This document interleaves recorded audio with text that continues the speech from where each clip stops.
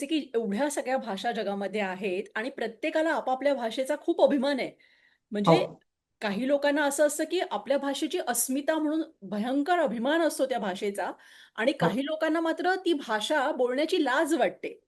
तर हे असं हो. का म्हणजे ह्याला काय म्हणायचं आपण? का होतं असं? भाषेचा अभिमान वाटणं आणि भाषेची लाज वाटणं, या 2 विरुद्ध टोकाच्या गोष्टींनी आपण अभिमानाची गोष्ट करू. हं. भाषेचा अभिमान आपल्याला केव्हा वाटतो?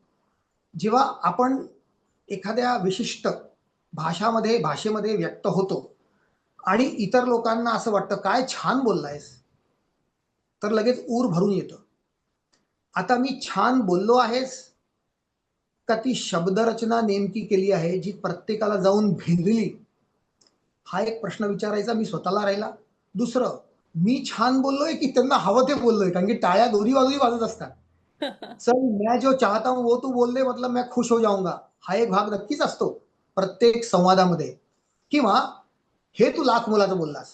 म्हणजे मला ह्याच्यापासून पुष्कळ फायदा होणार आहे, असं काहीतरी तू बोलला आहेस किंवा असं काहीतरी द्यायचं. आपण म्हणतो deal it's done boss, deal is done. अरे यू सेड इट मॅन असं म्हणतो. तर का म्हणतो? कारण की ती डील म्हणजे देवाण-घेवाण म्हणजे स्वार्थ.